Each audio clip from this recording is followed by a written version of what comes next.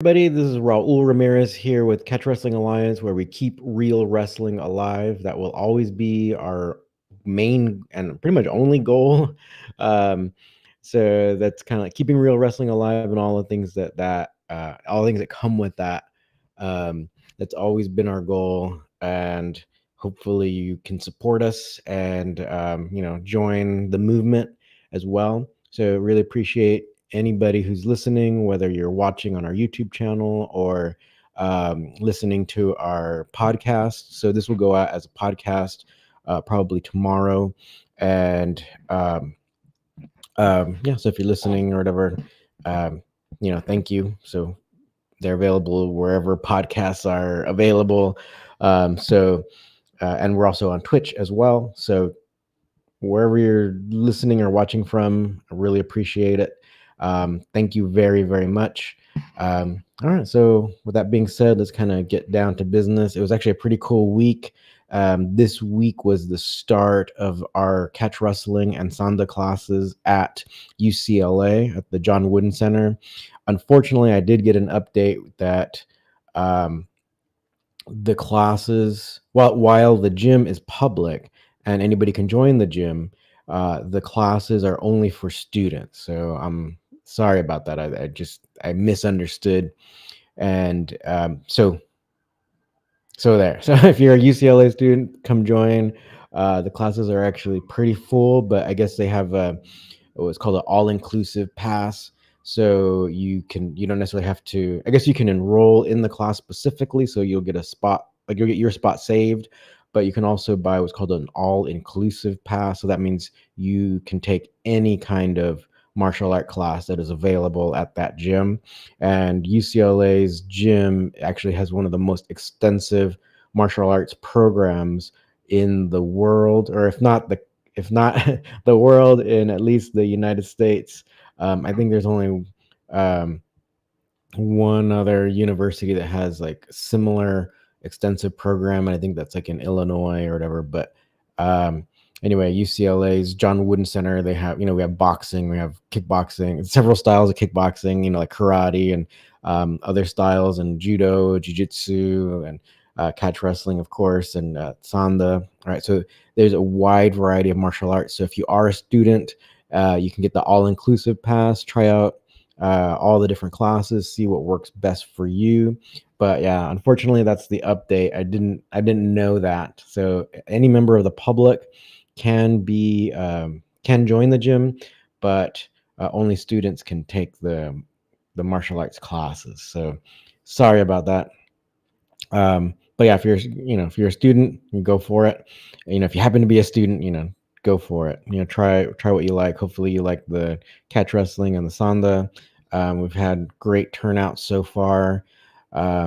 Yeah, so I'd like to say everyone's welcome, but unfortunately that's the way it is, at least right now. I think it could just be like a COVID thing, because they are having more precautions right now, because they are trying to also limit the amount of people that can be in the room, because we are in an enclosed room. It's a very large room, but they're just trying to minimize the amount of people at this time. So hopefully everything opens up next quarter, or as COVID improves. Like in California, COVID is really dropping significantly, even though we have like the most people in like the country, or one of the most populous states in the country. So with all the precautions that people are taking, it's actually having a big effect. So I think very soon, barring any kind of weird variation or whatever that comes out, we'll probably have more like leniency and stuff. So we'll see what happens in the future. Okay.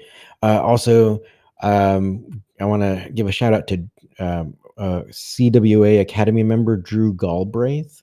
So he's in Santa Fe, New Mexico. So he just he kind of basically, I think he converted a garage to kind of like a mini gym to train in catch wrestling. I shared that in our members only section in the CWA Academy. So if you join the CWA Academy, we have like a little, like a chat room basically. So I shared his picture there. So if anybody happens to be traveling uh, in and around the Santa Fe, New Mexico area, Drew has been training through the CWA Academy for a while now. Actually, he's been one of the long-term students, and so I think what I'm going to do for the website, our catchwrestlingalliance.com website, is, and I've been meaning to do this for a while, is to actually put all the members who've completed at least the level one, like the fundamental stuff. So if you're in different parts of the country, if there's a different parts of the United States or different parts of the world, and you just happen to be nearby one of these people, I'm going to see if I can put some kind of contact info on our website, or hopefully they can make a website that we can just link to, so that you can easily just get in contact with them if you want to train. Because Drew has like his own space, so you can, so you'd be able to probably train easily. So it wouldn't be like at a big gym where we have set times. So say like at the UCLA, I have a set time where I teach. Also at the MMA school where I teach, it's a set time of when I teach. So if you have someone with their own space, then that time can be more flexible. So I want to see if for these people, like members of the CWA Academy, that if we can get like some kind of contact info and for people around the world, because we have people in England, people in the United States, also New Zealand. Yeah, we'll see. So hopefully that keeps growing. So what I mean by CWA Academy is that that is our online academy that you can join through our website, so catchwrestlingalliance.com, especially if you're not near Los Angeles. So, and also, yeah, we have, even in Alaska. So I want to give a shout out to everyone. And so what that means is we have fundamentals courses there that you can learn the fundamentals of catch wrestling. And then once you show proficiency in that, then you get access to more advanced lessons. And then we'll put you on our website as a place where people can find you and train with you if they want to train in more authentic catch wrestling. So that's kind of how it works. Our website also has a few different courses.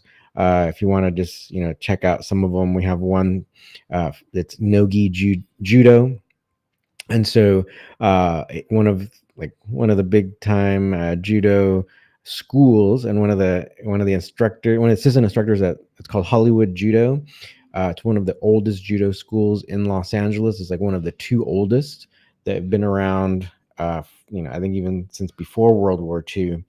So one of the assistant instructors there, Juan, he developed a course for our website. So if you want to just do that course only, that's also available on our website. I also did one where it's a lot of Sanda takedowns. So it's striking kickboxing takedowns from that style. That's up there too. So these are things that are separate. If you don't want to just do the CWA Academy that's focused on catch wrestling, there's all these other things that you can do, right? So other things available for you, right? So I want to try to maybe even add more. Maybe even let me know what you guys are interested in. We can even add more of the Nogi Judo as well. I was thinking about doing that because I thought it was fun, right? Hello, Marcus James. So Marcus James just messaged us from England, right? He's just at Michael Bisping Roadshow, live in Manchester. Much love, representing Catch Wigan. All right, yeah. So for those of you guys who don't know the geography of England, so Wigan is actually kind of if you drew, well, if you don't know the geography, you're probably not even going to know what I'm talking about. But in the northern part of England, we have the city Manchester, which is more inland, and then you have the other city that's at the coast called Liverpool, where the Beatles came from, right? And if you drew a line between those two cities, about the middle point would be Wigan, right? So that's where the Snake Pit Wigan, or even a long time ago Riley's Gym, is right there. So kind of like that midpoint. So it's kind of easy to go either way. So Marcus trains at the Snake Pit Wigan, like the original home of catch wrestling. So yeah, thanks for checking in with us. Hopefully you have a great time. Hopefully you get to meet Michael Bisbing, take some pictures, share them with us. Yeah, I'd really like to see what's going on. Okay, so getting back to our announcements and stuff. So with regards to coaching um, and kind of setting up times and stuff. So our website, or I'm trying to like add all these things to our website. Like I said, like contact info for the different people around the world, like their locations, so you can train. But also, if you want to do something more, like at least if it's online, one-on-one, there's like new I gotta work on it a little bit, but hopefully by next week there'd be a way where if you wanted to do video coaching with me, I can set it up where you can actually pick the time that you can train. Like if it matches, then you can reserve that time, and then we can at least do video coaching. So that'd be like more direct and stuff. So that's going to be something that hopefully by Monday we can get that out, or next week sometime. Um, so there, right? All right, so let's go ahead and get to like the main subject that I want to talk about. So I think this is kind of like, or at least um, like today's topic is going to be kind of a culmination of what we've been talking about for the past few weeks. So like a few weeks ago, if not like a month ago now, Flow Grappling put out a documentary talking about, or at least stating that grappling is better than wrestling, right? So kind of like in their terms, or you can kind of think of it like jujitsu is better than wrestling. And then over the past few weeks, or let's stick with that. So in that like short video that you can find online, it's kind of like I think it's like a 30-minute documentary. They show all the matches that they organize, which include high level amateur wrestlers. So people who do freestyle and folk style wrestling, they show them just getting submitted, and some got submitted like super fast, right? So by high level nogi jiu-jitsu practitioners. And I also want to throw in there, so it wasn't in their documentary, but we have, like people getting submitted, like the NCAA high level wrestlers getting submitted in gi as well. So um, So what they concluded, at least in that documentary, I think they also made one that was trying to be fair, where it's like, oh, wrestling can be better or whatever. But the evidence is pretty clear that without being cognizant of the submission holds, then you're at a disadvantage by doing only amateur wrestling. And so then a few weeks ago, I shared with you Uma Fight Camp's videos where he talks about catch wrestling would probably, for his money, right? He would bet on catch wrestling, an authentic catch wrestler beating a jiu-jitsu practitioner in a street fight. So that is one thing that um, I'd like to make you recall.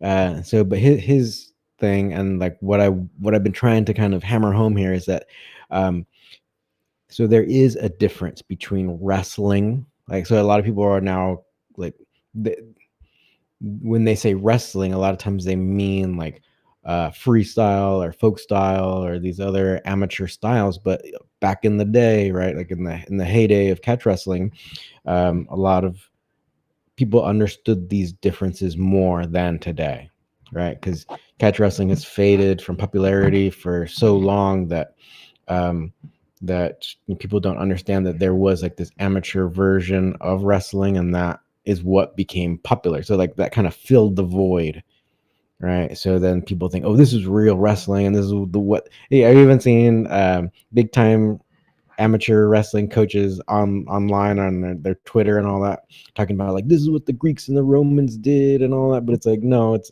actually not exactly what the Greeks and Romans did. So there's all these different kinds of confusion and whatever, like that's going around, where people forgot about the style, like the where these modern Olympic styles and also the NCAA styles came from.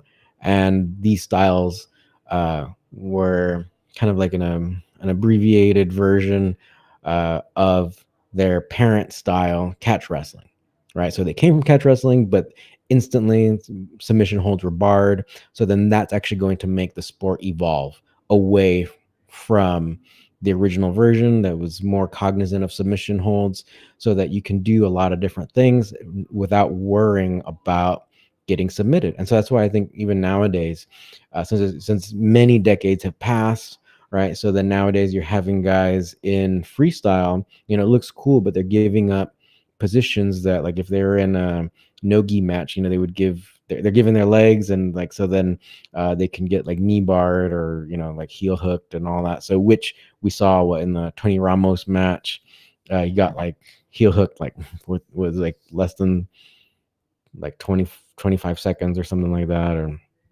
um, so there's that, right? So I would still say you want to um, uh, like be aware. Like, so for you, if you are studying catch wrestling, I'd want to say that you still don't want to be on your back, even if you're doing no-gi, because there's so many great counters, right? So if you roll out, so say even if someone throws you back down and you do fall onto your back, um, holding someone in guard, if you're really good at those submission holds, maybe like if you see it, like you see that opening, then you can quickly follow up and then submit the person, right? Totally fine, especially if you're doing a no-gi match, right? But then if you're doing a catch wrestling match and someone throws you back down, you can get pinned, right?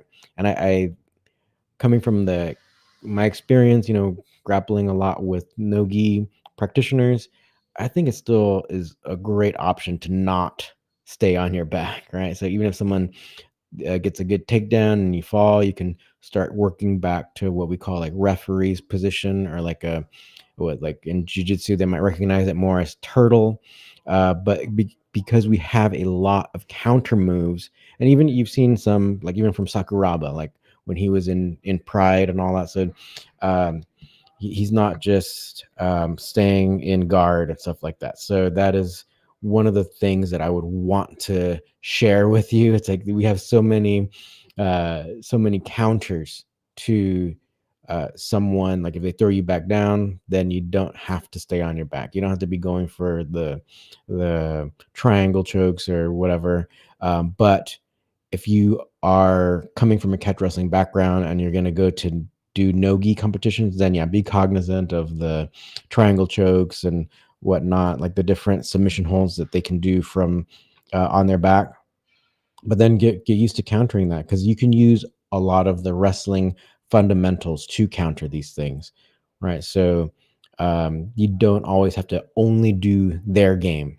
I think that was one of the things that I've seen over the years, where people will comment on our social media or whatever, and they'll say like, well, I got to learn jujitsu so I can have a good guard game. And well, actually you don't, right? You can let someone pass your guard, and you set up a counter, and you can submit them or get back on top, and then set up a submission hold. And so that is kind of leading me to the point today, where it's like, if you are going up against like a high level amateur wrestler, then the chances are that they might get a takedown, right? Like if you haven't if you haven't been doing wrestling as long, and um but like, don't worry, because again, you have to see that your mind has been affected because of these decades of amateur wrestling, right? So points are given for takedowns. And so even in jiu-jitsu, right, if you can get a takedown, you can get points, right? So that's why a lot of times people, like, as soon as the bell rings or the whistle blows, people sit down, right? Because you don't want to give up that takedown, because a lot of times in these point systems, if someone gets a takedown, and it's like, if you only have like a 5-minute match, if you can get that one takedown at the beginning, and then you lay on them or whatever, and they can't sweep you or whatever, and maybe you can't submit them in 5 minutes, and then the time's up, you just won by 2 points. So this has even happened in like black belt divisions and all that. One of my old one of the old instructors that I used to work with in Cobrinias, like he lost a big time match. He's a black belt.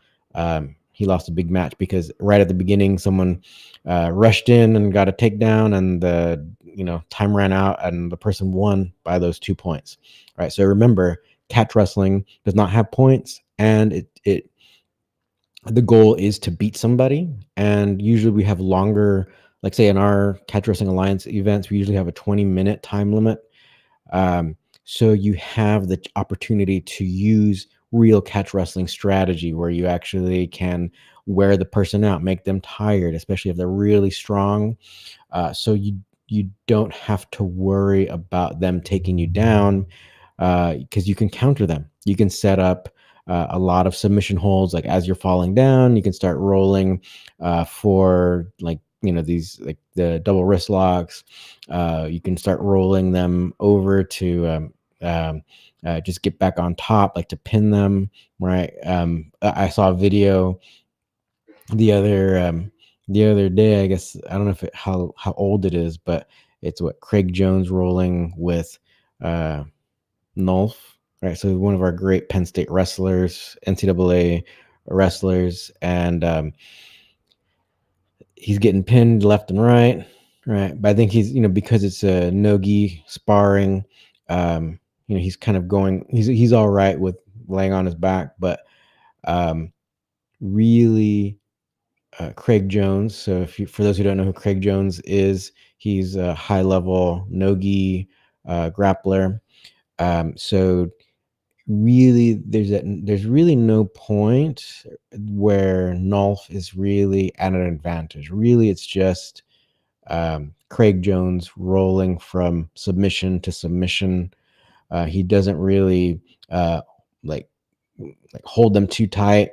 But he sets them up. And so for those of you who know what you're looking at, like he actually does set up like all kinds of submissions, like different arm bars and whatnot, but he doesn't do it tight, so then he just lets it go and goes to another thing. But at no point is Nolf really at any advantage. So that's kind of my point to you, is that if you are going up against someone who is like only an amateur wrestler, then you probably want to just counter a lot of their amateur wrestling with submissions, because like I said earlier, it's like they're not so cognizant of those submission holds. So let them take you down. You can set up that, like a lot of times if you're falling backwards, you can really easily set up double wrist locks. You can roll them over a lot. But yeah, setting up those submission holds is vital. If they're giving up if they're like putting their legs in, too close to you, you set up all these types of toe holds. So yeah, so think of that, because they're not, right? So think of the submission because they're not, right? So that's kind of one of the things that I wanted to throw out there for you, because you don't have to out wrestle an amateur wrestler, because chances are they might be able to out wrestle you, at least for a short amount of time. So because of their training, because they train for short matches, so at least for that 6 minutes, they're going to be very difficult to out wrestle. So like I'd say don't even try. Don't waste your energy to like out muscle them and submit them. So focus on those submissions. And this is kind of one of the things that even Farmer Burns was talking about in his writings, where, not only do you have to be training the wrestling, you have to be like thinking of all the ins and outs of the submission holds, right? And all the different ways you can get into them. So be thinking about those types of things. And so we're at an advantage that like amateur wrestling is still popular, so you have these people doing that, and so you can have an advantage like over them if you're learning like catch wrestling with the submissions. And then like I said, let them take you down, let them do whatever, let them get those different takedowns, because they're opening them. They will most likely leave themselves open to all kinds of submission holds.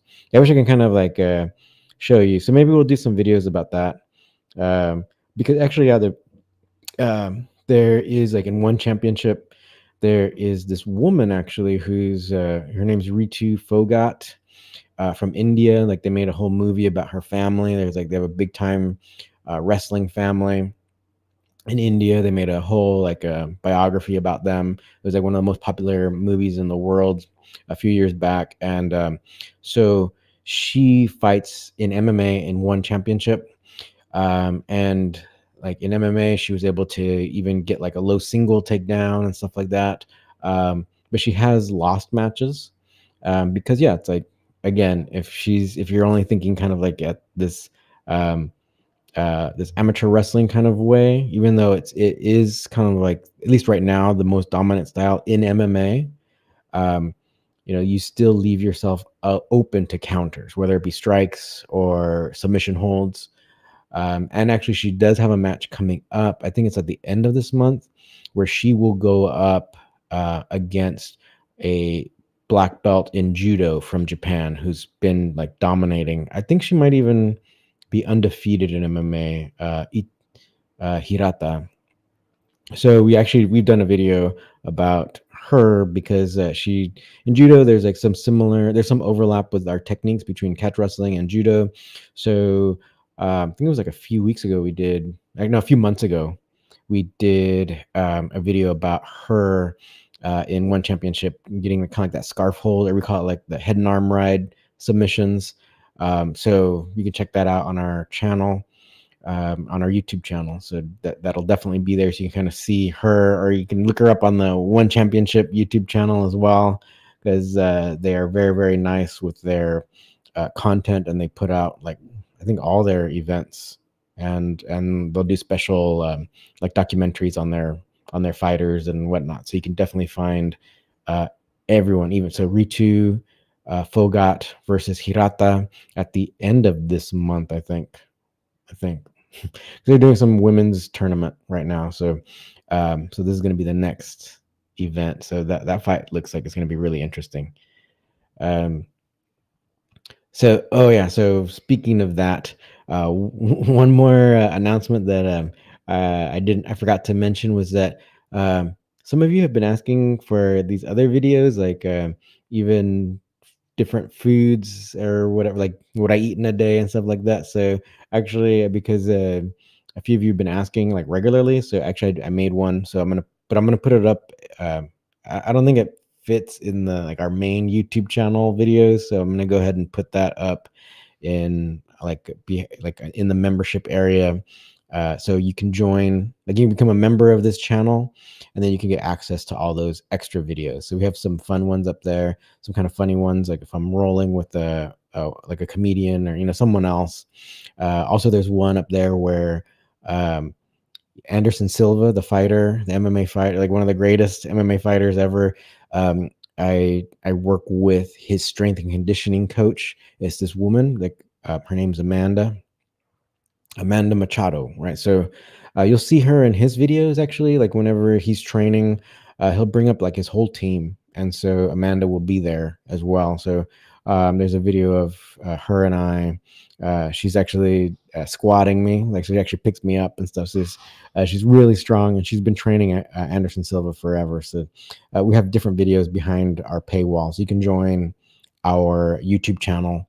It really helps us helps basically like helps us with upcoming events and planning different things. So thank you to all the members. We really, really appreciate it. And so if you guys have any questions, just throw them out there, because I know that a few of you are watching. So just let me know what your thoughts, or what you're thinking, what you think about the message this time. So if you are a catch wrestler, or if you come from a catch wrestling background, it's probably in your best interest to go for submission holds on someone who is a higher level amateur wrestler. So let's go ahead and give you back, or take you back in time, right? So I mentioned Farmer Burns, but then the whole lineage goes down to kind of like on the East Coast. Well, actually, all around the United States, we had the that what they call like the AT shows, right? So, but I'm thinking about William Wicks, who was kind of like the lineage holder of the Gotch Burns lineage, and he ended up on the East Coast, where John Strickland is now kind of the lineage holder, and his organization is called American Hook Wrestling.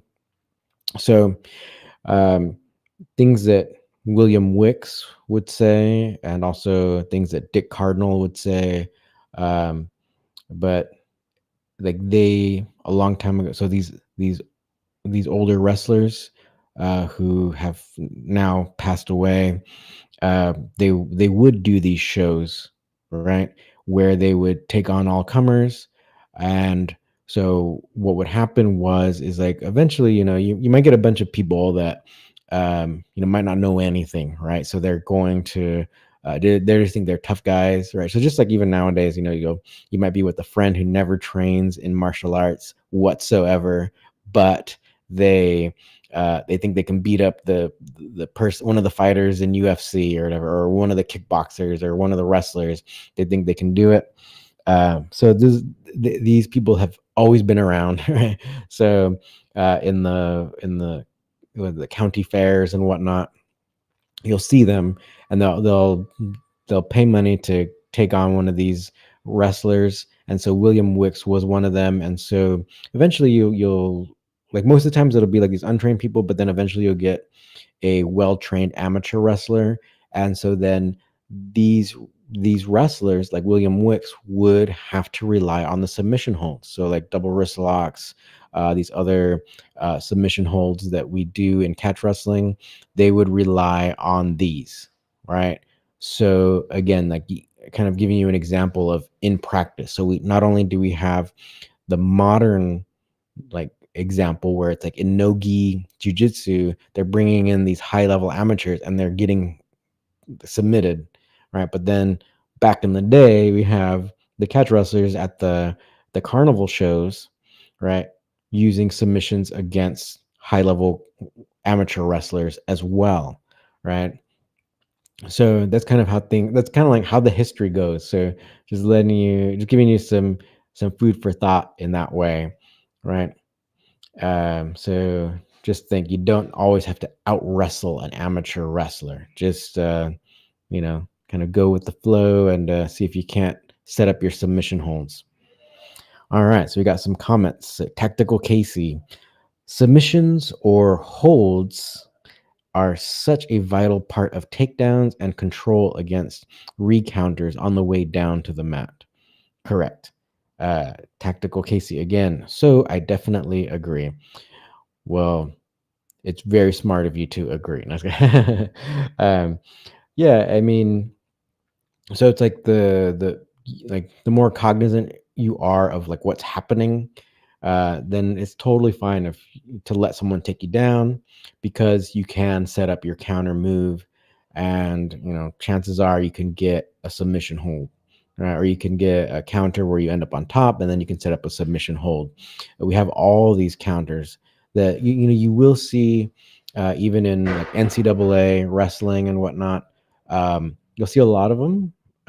You've seen some. You'll see some good scrambles, but in catch wrestling, a lot of times at the end of a scramble, there's a potential to see a submission hold, which you're not going to see in amateur wrestling, right? So that's kind of what makes catch wrestling very, very special. It's one of the reasons why we want to try to keep that alive, right? Keep catch wrestling alive, keep the real wrestling alive, because it is that special. It's that fun. It's that exciting, because not only is there the threat of the pin, but then there's the threat of the submission as well. So there's always something to look out for. There's always something to be concerned about or cognizant about that is just missing in freestyle. Like we just had the Freestyle World Championships that took place, and where the American team actually did very well, men and women. So there's a lot of really cool techniques that you'll see, but again, there's like no submission finishes. Like Helen Maruli's actually did really well with some kind of like almost like a 2-on-1 kind of hold, like where she was able to get her, like in a few matches, she was able to get her opponents down, And then, oh yeah, also her and Adeline Gray were also able to use bar arms. So these holds where it's like in freestyle, if you get taken down, and then a lot of times people will flatten out, like they'll put their arms and legs out and wait for the referee to stand them up. Well, our American wrestlers were able to use the kind of like catch wrestling, but also like techniques that are used more so in folk style, or instead of trying to get like a leg lace or a gut wrench, these types of moves where you'll roll the person over. The bar arm actually is getting control of the arm and pushing them over to pin them, right? So both Adeline Gray and Helen Maroulis were able to pin their opponents using bar arms, whereas like the majority of the time in freestyle, you're seeing people going for gut wrenches, or actually the majority of the time, I think you're seeing leg laces more than even gut wrenches, because a gut wrench, you'll have to like grab them around the waist and then roll them over to get all those points. Like if you can keep the person rolling, then you can just win by points, right? Um, also, if you get the leg lace, right? So if you wind or you twist up their legs, and then you can get control of their body and roll them over. Again, that's the same idea. You win by points by rolling them several times, so you don't even have to worry about the pins, right? All right, Ripper catch wrestling. How are you doing? Also, you say move of Pelhawani wrestling looks effective, to be honest. Yes, yes. So this, what he means is the wrestling in India. There's a lot of really cool wrestling in India that looks more similar to like catch wrestling techniques, um, as opposed to like it's almost like a what looks closer to catch wrestling, um, NCAA folk style, or the kushti or whatever. A lot of times, like the Indian wrestling, a lot of times the Indian wrestling will look a little bit closer to authentic catch wrestling. I think it is also kind of because the again the point system, all these different things, and the rules change, so they just continue to evolve away from the original. Frankie Cal, we need catch wrestling books with all the moves. Okay, we'll see what we can do. We'll try to work on that. Oh, so then let's see. Yeah, actually, Ripper Catch Wrestling kind of responds, uh, "You do, bro. Old books are the best." Yes, and so with that being said, Ripper Catch Wrestling actually goes around trying to find some of these old wrestling books, and so he's shared a few. Maybe what we can do is like uh, take some of the techniques from these old books, and then because these old books will only be like photographs or drawings. So what we can do is show you these photographs and then show you the actual move. So it can kind of like bring it to life in a modern, like on video. I think that'll probably be a way um, of bringing them to life, right? So Frankie Cal says like old books aren't as descriptive and their pictures suck. Yeah, so I think that's why I think we should probably do a video or videos, right? Because I definitely have a bunch of old books. Ripper Catch Wrestling has a bunch of old books. Um, and so if you know what these moves are already, then when you see them, so basically when I know a lot of these moves, so when I see it, then what I can do is I kind of like bring it to life for you. So I think that can be one of our next projects that we can work on. Um, yeah, so hopefully that sounds good. Hopefully that sounds good for you guys. Ripper Catch Wrestling, Textbook of Wrestling by Ernest Grun is great. All right, so maybe what we can do also is maybe we can get a list, because like some of these old books are available like in PDF version online, so like for free, right? So uh, maybe we can share some on our Twitter and our Instagram and Facebook or something, or at least maybe like if we do a video of some of the techniques from the different books, then we'll have links to the PDF.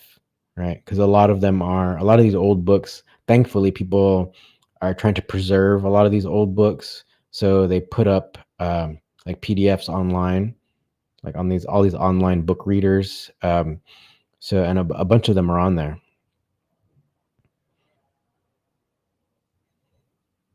Frankie Cal. The only good one is from Billy Robinson. Read Kuma Jackson. Uh, a companion manual would be great for your online course. Okay, so can you g- uh, give me some descriptions, right? So, just like a book with pictures. Is that what you're thinking about? Yeah, because I put up in the online course, I did put up kind of like a list of the techniques for the fundamentals, and then maybe you can add photos to that PDF. Um, Ripper Catch Wrestling. You have a great one from 1919, The Art of Wrestling by George. I cannot pronounce that. Rel Wiskoff. Um, yeah, there's all these great books. They have a lot of great wrestling fundamentals. Um, Yeah, so I think maybe that sounds like a good idea. Since a bunch of you are commenting now about some of these things, let's go ahead and try to bring the old to life. It's one of the things actually been wanting to do, and a good friend of mine from Finland gave me this really great old Finnish wrestling book that has a ton of great techniques. But again, yeah, it's all photographs, like these old photographs, and like these old photographs are pretty nice, right? Like a lot of them are very, very clear, and it's just cool. And it just be uh, interesting to imagine like how it was that day when they're filming and whatnot. Not filming, but I mean photographing, setting up these shots and stuff. It would just be pretty amazing, like to have been there. Or at least, like unfortunately, they didn't have video camera at that time, but it would be great. Frankie Cal, an encyclopedia of catch wrestling moves would be great. I have a DVD set. Um, yeah, let me see. Did your message get cut off there? Yeah, just keep on typing it. um, the only thing is like with regards to something like that, an encyclopedia or whatever, it's just like sometimes moves just happen in the middle of a match. So I mean, you can document it, but then it's kind of weird. Like not weird, but like everything truly is principle based so that once you understand the different principles, then you can have all these different types of techniques that can happen once like you've internalized the principles. So that's one of the things you want to also be thinking about. So there's not just like one way to do one move. There's not one way to that it has to happen, right? So a lot of times we'll show these different techniques like where the end submission happens, but the end submission can like the getting into that end submission could be all kinds of things where it's like I was thinking about that last night when I was teaching where the 2-on-1 can be done all kinds of ways also. So even like the initial hold to get the person down, because Helen Marouli's used it in a few of her freestyle matches, but like how I was showing last night that you can at least do it in her way, but you can follow up not just because what she would do is like get the person down on all fours and then she would take their back, right? Um, but in you can do that in catch wrestling as well. But since you have someone down on all fours, like you make them fall down, and as they fall down, they put their arms out, right? It's kind of our natural reaction. You can set up all kinds of rolls where you can get some submission holds or neck cranks. Really easy to get a neck crank from there. So it would be difficult to like capture everything in an encyclopedia, but at least we can focus on the principles. So then um, you can be flexible in your mind, and when you roll, then you can get all these really cool positions and whatnot. Red Kuma Jackson, a Sanda Catch Connection book would be awesome. All right, well, We have that course available on our website, catchwrestlingalliance.com. It's a video course that has some of that connection stuff, and maybe we'll just continue to do more if you guys are interested in that.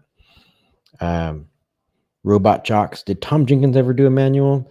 I am not sure. I've never really seen one of him. I've seen different writings of him, but like letters and stuff that he wrote, but not like a wrestling manual. So maybe Ripper Catch Wrestling. Oh yeah, so yeah, Ripper Catch Wrestling responds. I don't think he did, but he did appear in wrestling books throughout the early 1900s. The wrestling manuals, right? Yeah, Frankie Cal. Um, would a world champion catch wrestler have an advantage over Jordan Burroughs if they did MMA?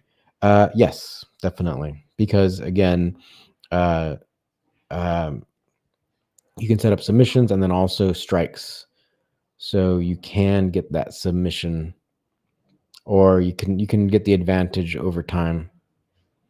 Yeah, like I mean, like look at this. We do have an example already.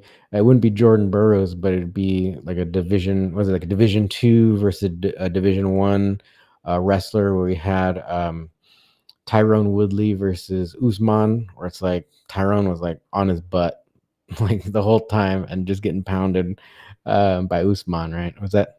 I think those are the two fighters. I don't follow UFC that much because again it's like sometimes it's kind of hard. Like if I try to use their images or their videos, then they try to take my videos off of YouTube. So it's like whatever they can, I can totally use one championship. They're totally nice, and they have great fighters in one championship that actually seem to be using a wider variety of techniques and stuff. So I think you get better lessons from one championship most of the time. But that I think it was Usman versus. Pretty sure, yeah. I'm sorry, I don't have all the names, or I don't follow UFC that closely. But I did see that one fight where it's like everyone's talking about like, oh well, Woodley would be the higher wrestler or higher level wrestler, and like, dude couldn't do anything. Um, all right. Ripper Catch Wrestling, Wrestling Intercollegiate and Olympic by Henry Atty Stone, 1943 is a good book.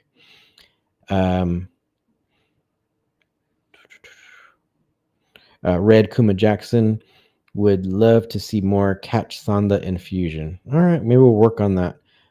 Even especially at UCLA, we have people taking both of my classes because both of my classes are back to back. So maybe we can put something together for you. Frankie Cal, the greatest wrestling book on moves is called Winning Wrestling Moves by Mark Misnick. This book is awesome. Very cool. Maybe you can put a link to it, even if it's like an Amazon link or whatever. Like, that'd be cool if you had a link to like some PDF version of it where everyone can just read it. But yeah, whatever. You go and Frankie try to add a link, even if it's like an Amazon link to the book.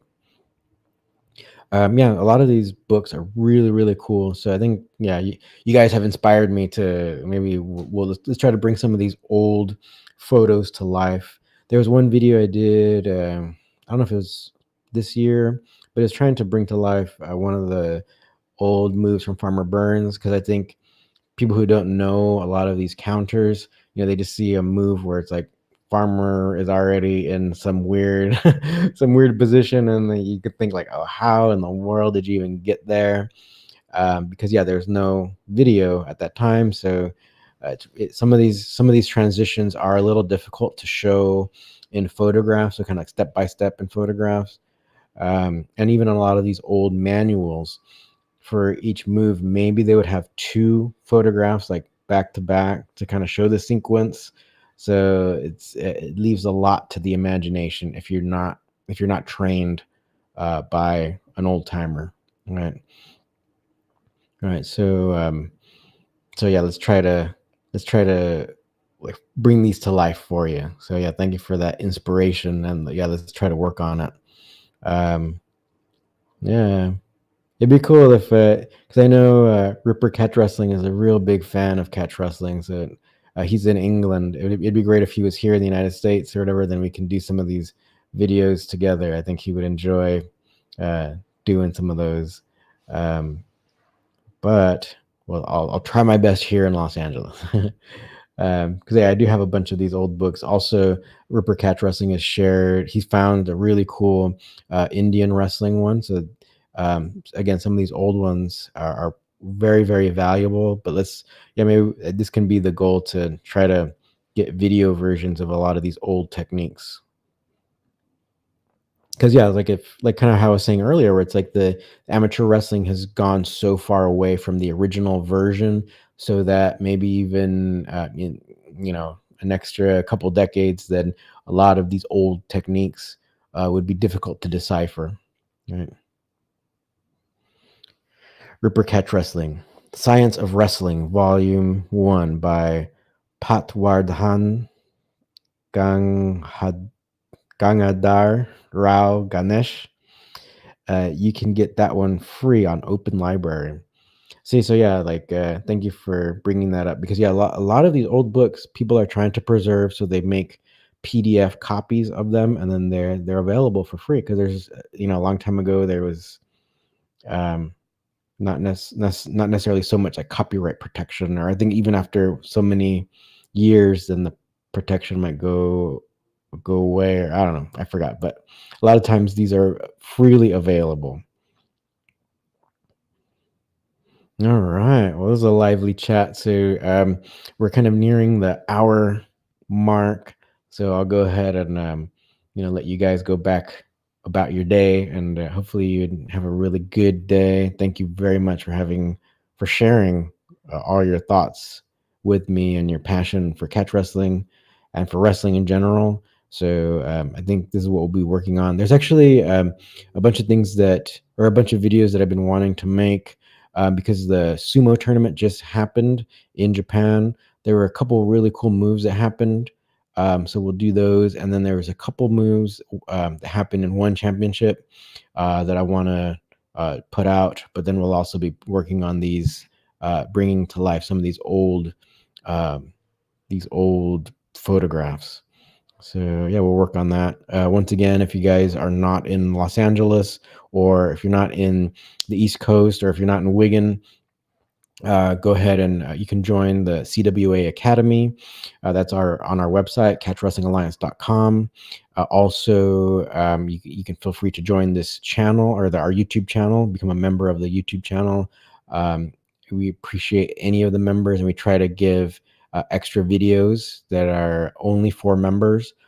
So I'll be adding some of those already. And then also, I won't tell you about it now, but have some really cool interviews coming up with different historians and stuff. So I won't do those live. I think what I want to do is just film them, and then insert some old photographs and whatnot. So we'll be doing that. So we'll have some guests coming up within the next few weeks. Actually, in the next couple months, I believe we'll try to do some more interviews with some experts. So hopefully you come back for all those, right, in the coming weeks and months.